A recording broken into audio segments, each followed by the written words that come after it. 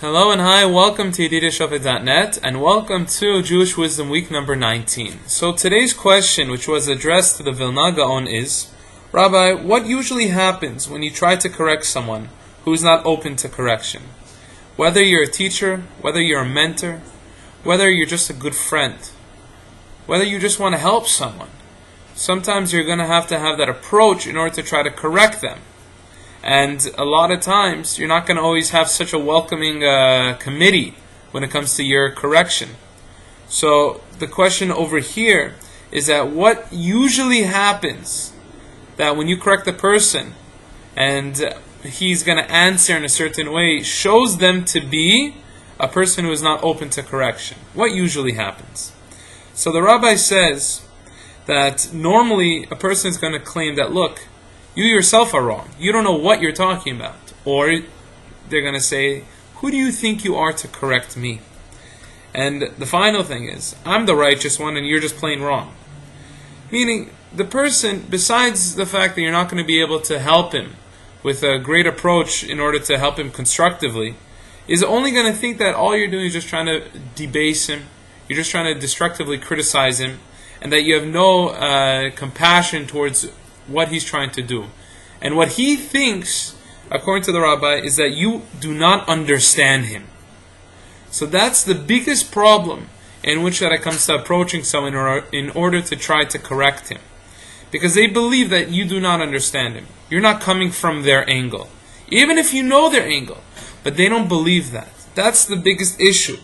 So what should you have in mind, according to the rabbi, is that when a person like this tries to speak negatively about others, he also has his own biasness in how he lives his life.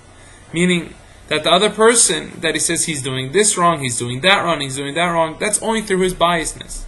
And because of that, he's not open to any other way. No matter how logically you present it to them, they're still going to say that, look, you're telling me I know everything, I know all. And that is a very difficult problem. So the rabbi, just for today, he's telling us to be wary of these people. That you have to take a completely different approach to just correct them. We know by Torah reading, when the Chazan makes a mistake and the person corrects him, you can see the personality of the Chazan. If he is one that says, oh, you're right, sorry, I made a correction, rather he just tries to correct it, then you know the person is just trying to read, he's trying to do well. But if he makes a correction, and he looks at the guy, and he looks at him gleamingly, then what happens? The Chazan believes that he's too good to fail, that it's impossible for him to get wrong. And you can see the personality on that person himself.